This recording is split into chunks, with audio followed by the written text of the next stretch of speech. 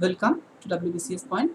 তো আজকের যে ক্লাসটা তোমাদের জন্য নিয়ে এসেছি এটা অ্যানথ্রোপোলজি অপশনাল ক্লাস। তোমাদের কথায় দিয়েছিলাম যে আমরা geography optional and anthropology optional দুটো ক্লাস তোমাদেরকে প্রোভাইড করব। তো অলরেডি জিওগ্রাফি অপশনাল ক্লাস তোমরা পেয়ে গেছো এবং আজ কিন্তু অ্যানথ্রোপোলজি অপশনাল ক্লাস আমি তোমাদের জন্য নিয়ে এসেছি। আমি কিন্তু অ্যানথ্রোপোলজির অপশনাল ক্লাস আগেও নিয়েছি। তো তোমরা যারা নতুন সাবস্ক্রাইবার আছে তাদেরকে বলবো একটু প্লেলিস্টটা চেক করে নাও, তাহলে কিন্তু সেখানে প্রিভিয়াস ক্লাসগুলো পেয়ে যাবে, যেখানে আমরা চেষ্টা করছি একদম চ্যাপ্টার বাই চ্যাপ্টার কমপ্লিট করার, অ্যান্ড অ্যাজ ওয়েল অ্যাজ আমরা অ্যানথ্রোপোলজিটাকে কী করে পড়বো সেটারও কিন্তু একটা ধারণা আমি দিয়েছি। এবং তোমাদের আগেও বলেছিলাম, আবারও বলছি যে যদি তোমরা চাও যে কমেন্ট বক্সে কমেন্ট করে জানিও যে স্ট্র্যাটেজি কী হতে পারে, অর্থাৎ কোন কোন চ্যাপ্টারগুলো মোস্ট ইম্পর্টেন্ট, কোনগুলো লেস ইম্পর্টেন্ট, সেগুলো নিয়ে যদি তোমরা কোনো ক্লাস চাও তো অবশ্যই কিন্তু সেটা আমি তোমাদেরকে এরপরে ক্লাসে প্রোভাইড করে দেবো। তো এবার তোমাদের কাছে একটা জিনিস বলি ক্লাস শুরু করার আগে, যেটা হচ্ছে আমাদের টাইম স্কেডিউলটা। দেখো টাইমের যে স্কেডিউলটা সেটা আমি বলবো যে প্রতি মঙ্গল, বৃহস্পতি অ্যান্ড শনি এই 3 দিন কিন্তু অল্টারনেট ওয়েতে তোমরা geography optional and anthropology optional পাবে, এবং আমরা চেষ্টা করব যে যদি জিওগ্রাফি অপশনালটা অ্যান্ড অ্যানথ্রোপোলজি অপশনালটা আরও কিছু দিন দেওয়া যায়। তো আমি তোমাদেরকে বেসিক্যালি বৃহস্পতিবার, শনিবার আর মঙ্গলবার এই 3 দিন কিন্তু অ্যানথ্রোপোলজি অপশনাল দেবো, মানে ক্লাস দেবে অ্যানথ্রোপোলজি অপশনালের। আর সোম, বুধ এবং শুক্র এই 3 দিন যাবে জিওগ্রাফি অপশনালের ক্লাস। তো তোমাদেরকে একটু বলেছিলাম জিওগ্রাফি অপশনাল ক্লাসটা মঙ্গল, বৃহস্পতি, শনি যাবে। তো আমাদের একটু টাইমের সমস্যা হওয়ায় আমি মঙ্গল, বৃহস্পতি, শনি এই 3টে ক্লাস নেবো, যেটা অ্যানথ্রোপোলজি অপশনালের। ওকে, তো আজকে তো বৃহস্পতিবার, দেখতেই পারলে আমি নেক্সট যে ক্লাসটা তোমাদেরকে প্রোভাইড করবো সেটা হচ্ছে সামনের শনিবার, আগামী শনিবার অ্যানথ্রোপোলজি অপশনাল আর একটা ক্লাসও কিন্তু যাবে। তো তোমরা যারা নতুন আছো তাদেরকে বলবো একটু সাবস্ক্রাইব করে রেখো, আর ভালো লাগলে লাইক অ্যান্ড শেয়ারটা কিন্তু মাস্ট। তো চলো আমরা ক্লাসটা শুরু করি। তো দেখো ফার্স্টে আমরা কতদিন যে বিষয়টা নিয়ে আলোচনা করেছিলাম সেখানে আমরা দেখেছিলাম যে অ্যানথ্রোপোলজির সাথে, মানে অ্যানথ্রোপোলজি কী সেটা নিয়ে তো ডিসকাশন হয়েছে, এবং তারপরে যেখানে আলোচনা করেছিলাম সেটা হচ্ছে অ্যানথ্রোপোলজির সাথে অন্যান্য সাবজেক্টের রিলেশন এবং বিভিন্ন রকমের মেথডসগুলো। তো মেথডসগুলো নিয়ে পড়েছিলাম, বাট আগের দিন জাস্ট রিলেশনগুলো সম্পর্কে একটা ওভারভিউ আমরা পেয়েছিলাম। বাট আজকে যে ক্লাসটা আমরা দেখেছি সেটা কিন্তু এই মেথডগুলো নিয়ে একটা ডিটেলস আলোচনা বা ইন ডেপথে কিন্তু আলোচনা আমরা করবো। দেখো ফার্স্টে আমরা যে রিলেশন দেখতে পাচ্ছি that is a relationship with history. হিস্ট্রির সাথে একটা রিলেশনশিপ রয়েছে, relationship with geology, geography, sociology, প্রত্যেকটা সাবজেক্টের সাথে কিন্তু অ্যানথ্রোপোলজি একটা রিলেশন রয়েছে। তো হোয়াট ইজ অ্যানথ্রোপোলজি? অ্যানথ্রোপোলজি একটা অ্যাকচুয়ালি অনেকগুলো সাবজেক্টের অ্যামালগামেশন কিন্তু আমরা এটা বলতেই পারি এই রেসিপ্রোকাল রিলেশনশিপের রেসপেক্টে। তো আমরা পরের যে স্লাইডে যাব সেখানে দেখতে পাচ্ছ যে হিস্ট্রির সাথে কীরকম রিলেশন। দেখো হিস্ট্রির সাথে রিলেশন বলতে গেলে অ্যানথ্রোপোলজি কিন্তু একদম মানে কি বলবো integral part of anthropology history, because of দেখো অনেক সায়েন্টিস্টরা বলেছেন যে অ্যানথ্রোপোলজি কিন্তু হিস্ট্রিরই একটা ব্রাঞ্চ, এবং হিস্ট্রি আর অ্যানথ্রোপোলজি আর both related to human action, অর্থাৎ দুটোই কিন্তু হিউম্যান অ্যাকশন নিয়ে কথা বলে। অ্যানথ্রোপোলজি যেমন হিউম্যান অ্যাকশন নিয়ে কথা বলে, হিস্ট্রিও তাই হিউম্যান অ্যাকশন নিয়ে, তাই হিস্ট্রির একটা ব্রাঞ্চ হিসেবে অ্যানথ্রোপোলজিকে ধরা হয়। তোমরা জানো যে মোটামুটি 1920 সালের আগে ভারতবর্ষে কিন্তু অ্যানথ্রোপোলজি সেভাবে ধারণা ছিল না। 1920 সালে যখন ক্যালকাটা ইউনিভার্সিটিতে ফার্স্ট অ্যানথ্রোপোলজিকে একটা সাবজেক্ট হিসেবে আনা হলো, সেই পর থেকে তারপর থেকে কিন্তু অ্যানথ্রোপোলজির আলাদা করে একটা প্লেস বা আলাদা করে একটা জায়গা তৈরি হলো। তার আগে অব্দি অ্যানথ্রোপোলজি কিন্তু সোশিওলজির সাথে এক করে ধরা হতো।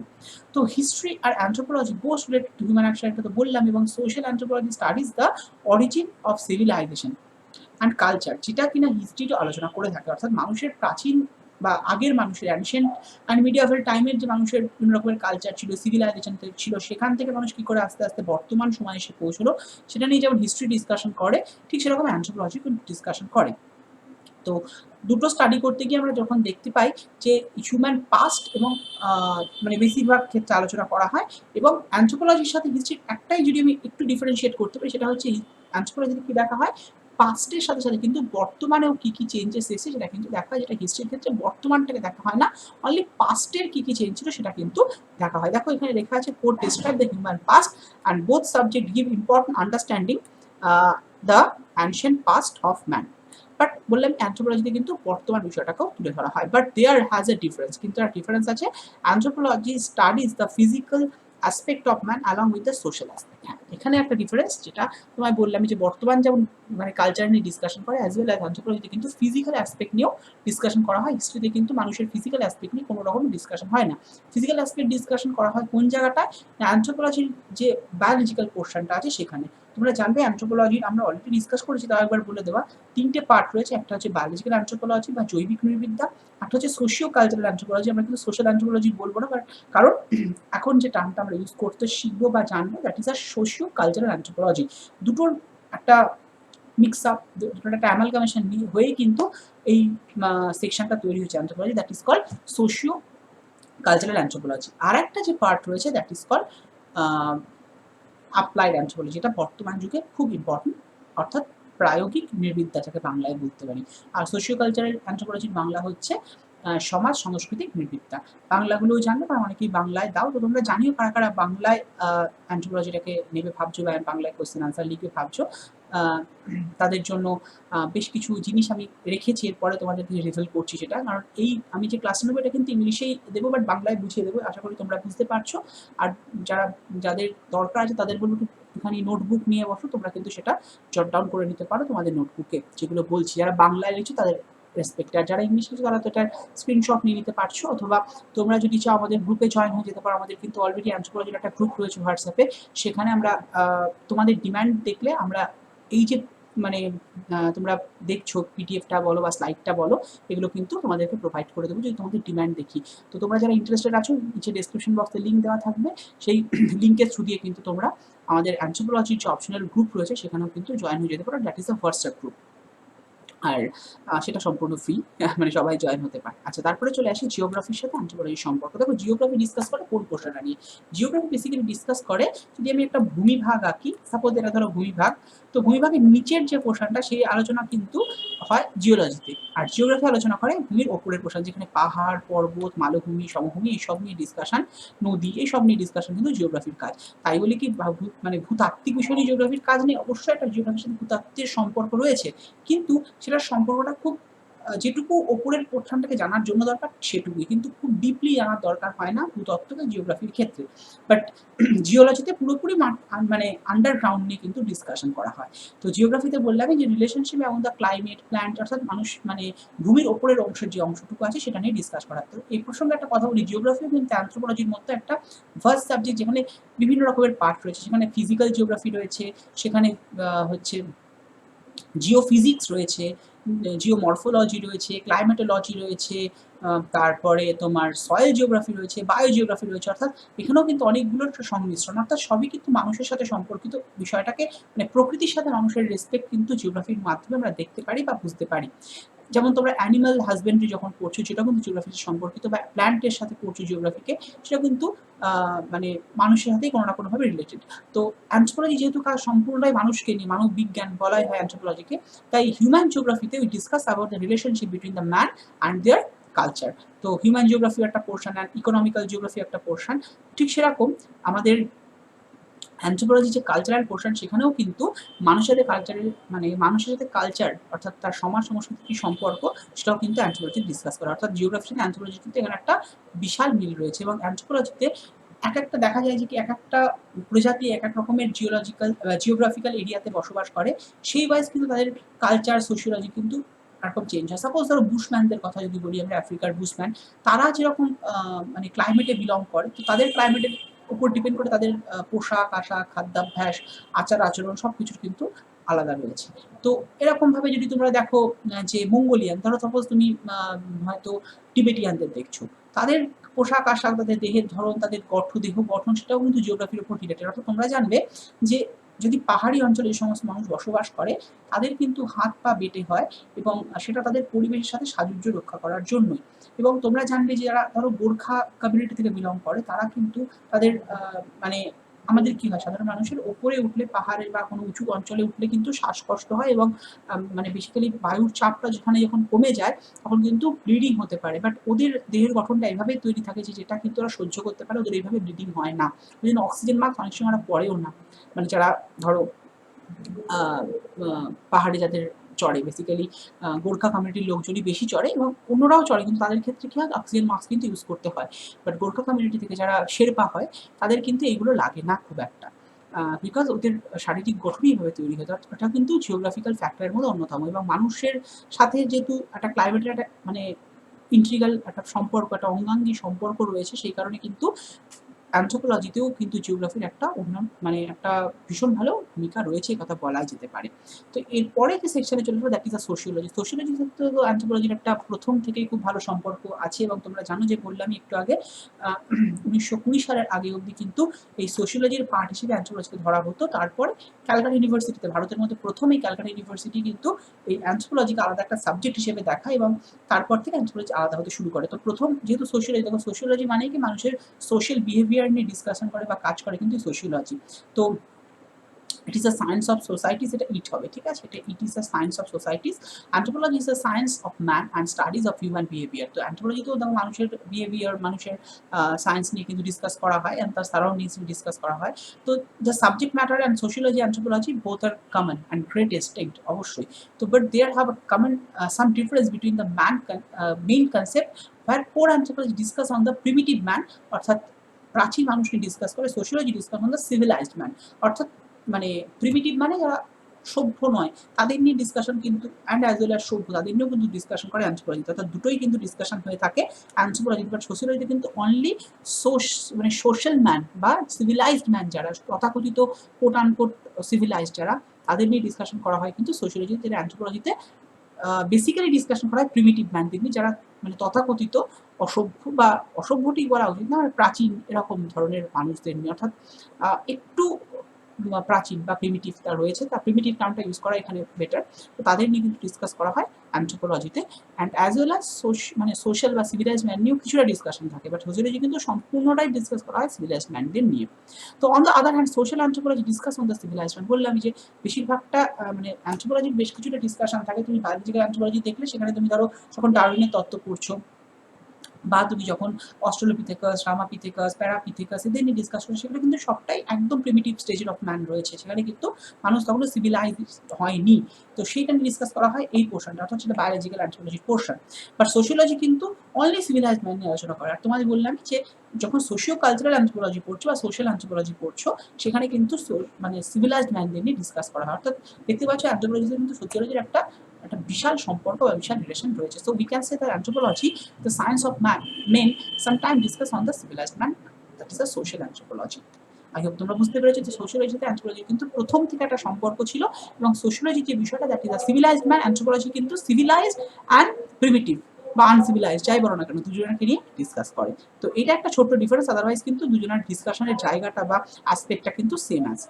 আচ্ছা, তারপরে চলে আসি ইকোনমি। দেখো ইকোনমি কিন্তু যে কোনো একটা মানুষের মানে বর্তমান সিভিলাইজড মানুষের চলার জন্য একটা ইম্পর্টেন্ট পার্ট।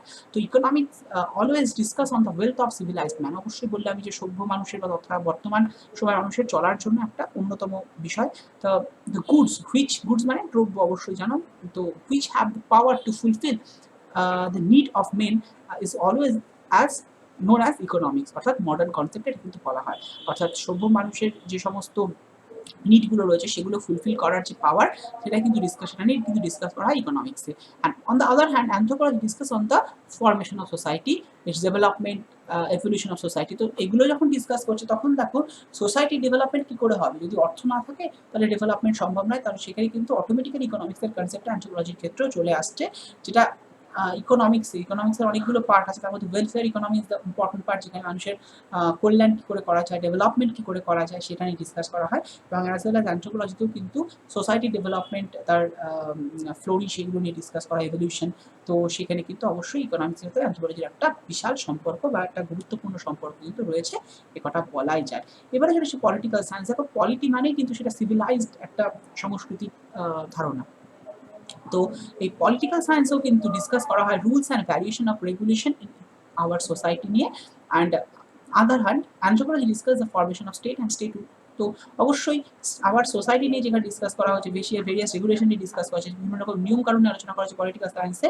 আর এই স্টেটহুডের ফরমেশন বা স্টেট কী করে তৈরি করে সেটা নিয়ে ডিসকাস করা হচ্ছে অ্যানথ্রোপোলজিতে।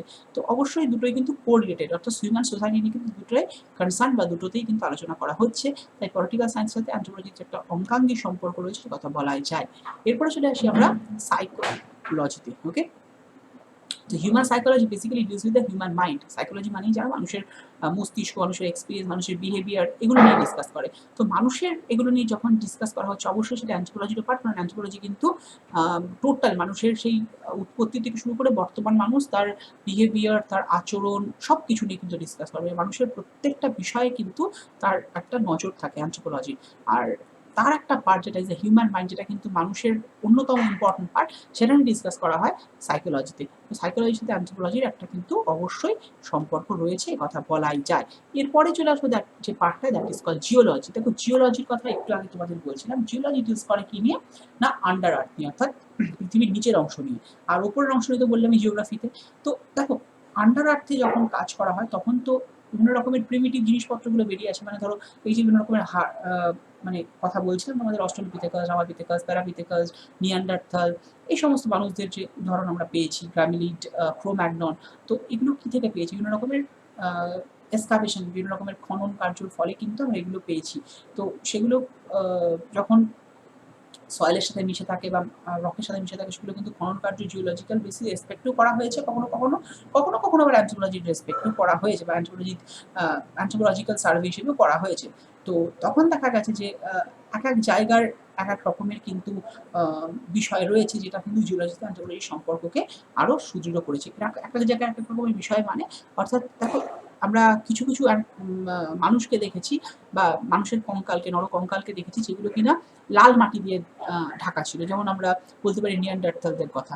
তো সেগুলোও কিন্তু জিওলজি, সেখানকার মানে মাটিটা কেমন ছিল, সেখানকার ওয়েদার কেমন ছিল, সেখানকার মানে মাটির ধরন কেমন, সেটা কিন্তু ডিপেন্ড করে ওর উপর। অর্থাৎ কোন মাটিতে তারা বেঁচে ছিল ঠিক মতো, এবং জিওলজিক্যাল টাইম স্কেল এক্ষেত্রে একটা অন্যতম বিষয়, সেটাও কিন্তু আমরা দেখতে পাচ্ছি। জিওলজিক্যাল টাইম স্কেল ওয়াইজ এক একটা চেঞ্জেস কীভাবে এসছে। মানুষের উৎপত্তি হচ্ছে ধরো বেশিরভাগ সময়টাই আমরা দেখতে পারি যে কোয়াটার্নারি যুগে। তো হোয়াট ইজ কোয়াটার্নারি যুগ? Geological time scale wise total ৩টে টাইম স্কেলে ভাগ করা হয়। একটা কি?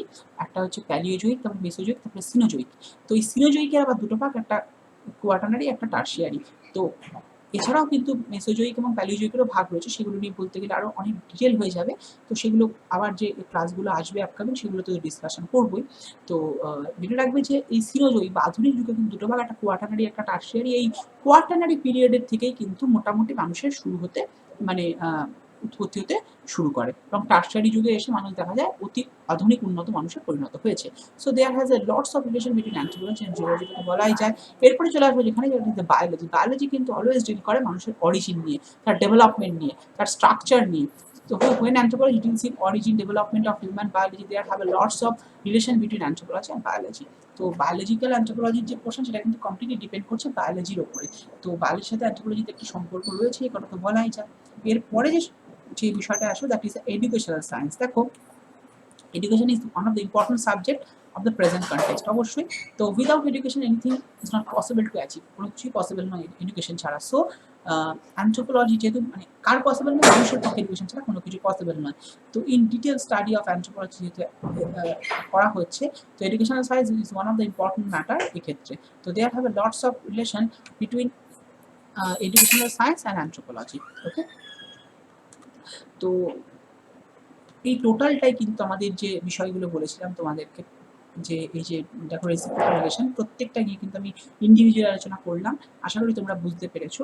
তো এবার একটা জিনিস তোমাদেরকে বলি, যে আমাদের কিন্তু অলরেডি অ্যানথ্রোপোলজির ক্লাস চলছে, যেটা একদম পেইড ভার্সানে চলছে। তো সেখানে যারা বেঙ্গলি ভার্সানে নিতে চাও, সেখানে মানে দিতে চাও, তাদের জন্য কিন্তু একদম বেঙ্গলি ভার্সানেই নোটস দেওয়া হচ্ছে, হ্যান্ড রিটেন নোটস, এবং অ্যাজ ওয়েল অ্যাজ ক্লাস তো দেওয়া হয়, সেটা লাইভ ক্লাস চলে, এবং তার সাথে কিছু রেকর্ডেড ভার্সনেরও ক্লাস চলে।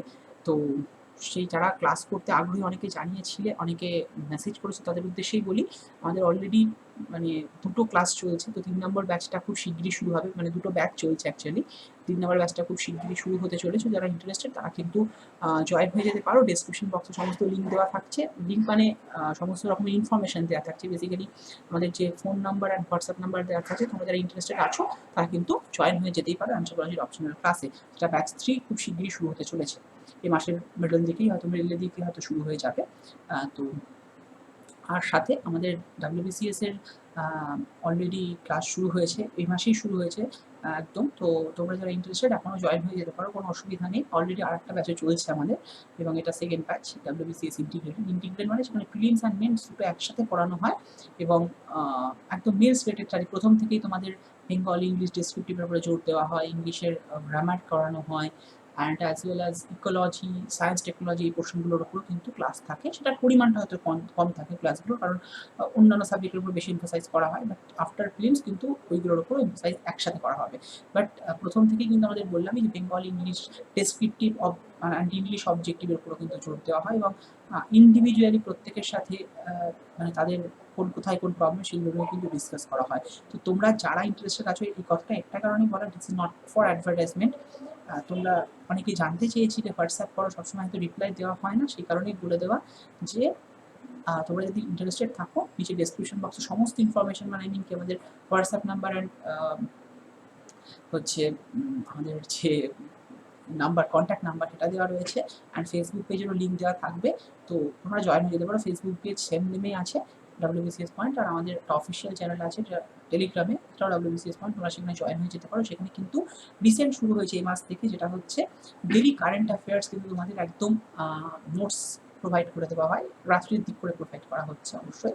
তো সেটাও কিন্তু তোমরা পেয়ে যেতে পারো ডেলি বেসিসে। তোমরা যদি আমাদের টেলিগ্রাম চ্যানেলে জয়েন হয়ে যেতে পারো বা জয়েন হয়ে যেতে চাও, একদম নোটস তোমাদের প্রোভাইড করে দেওয়া হয়। আর আবারও বলছি, আমাদের এই যে ক্লাসটা দেখছো অ্যান্থ্রোপোলজি অপশনাল ক্লাস, তার কিন্তু লিঙ্ক আমাদের মানে সেই ক্লাসের যদি তোমরা নোটস পেতে চাও, তো তার জন্য আমাদের অ্যান্থ্রোপোলজির যে হোয়াটসঅ্যাপ গ্রুপ আছে সেখানে জয়েন হয়ে যেতে পারো। তার লিঙ্কটা ডিসক্রিপশন বক্সে দেওয়া থাকছে, তোমরা কিন্তু জয়েন হয়ে যেও। আর সবাইকে বলবো আমাদের ইউটিউব চ্যানেলের সবাই জয়েন হয়ে যেও এবং সবাই একটু সাবস্ক্রাইব করে দিও, যদি ভালো লাগে অবশ্যই শেয়ার আর লাইকটাও করে দিও। আর একটু বেল আইকনটা প্রেস করে রাখো, but because of bell icon press করে রাখলে কি হবে, তোমার কাছে সঠিক সময় নোটিফিকেশান পৌঁছে যাবে, ঠিক আছে? বেল আইকন প্রেস করে তোমরা অলে ক্লিক করে রাখবে, অলে ক্লিক করে রাখলে কিন্তু সঠিক সময় নোটিফিকেশানটা পৌঁছবে, কারণ অনেক ক্ষেত্রে সঠিক সময় নোটিফিকেশান পৌঁছয় না। আর একটু শেয়ারটা অবশ্যই করে দিও, আর ভালো লাগলে তো লাইক অবশ্যই করবে। তো আজকের মতো এই পর্যন্ত। নেক্সট ক্লাস আবার খুব শিগগিরই আসবে এবং বললামই শনিবার দিন কিন্তু নেক্সট ক্লাসটা প্রোভাইড করা হবে, আর একটু রাত করেই প্রোভাইড করা হচ্ছে। তো তোমরা দেখে নিও তোমাদের সময় সুযোগ মতো। আর সবাইকে আবারও বলছি একটু সাবস্ক্রাইব করে রেখো। আর জিওগ্রাফি অপশনাল ক্লাসও কিন্তু আগামীকাল প্রোভাইড করা হবে, অর্থাৎ শুক্রবার দিন প্রোভাইড করা হবে, যেটা রাত্রি 9টায়। আর আমি তোমাদের বলেছিলাম টাইম শিডিউলটা আমার বানানো হয়নি, তোমাদের বানিয়ে একদম দিয়ে দেবো কোন টাইমে কোনটা যাবে বা কোন ক্লাস আসবে। আর রিসেন্টলি আমাদের চ্যানেলে কিন্তু প্রতিদিন সকালবেলার হচ্ছে কারেন্ট অ্যাফেয়ার্সের কিন্তু ক্লাস প্রোভাইড করা হচ্ছে একদম সিরিজ ওয়াইজ। তো তোমরা কিন্তু সেই ক্লাসটাও অবশ্যই দেখবে। তো বেশ কিছু ইনফরমেশন দেওয়া ছিল, সেগুলো দিলাম, এবং ক্লাসটা কেমন লাগলো সেটা অবশ্যই কিন্তু কমেন্ট বক্সে কমেন্ট করে জানাবে। আর আজকের মতো ক্লাস এই পর্যন্তই। নেক্সট ক্লাসে খুব শিগগিরই দেখা হচ্ছে সবার সাথে। Thank you to all of you.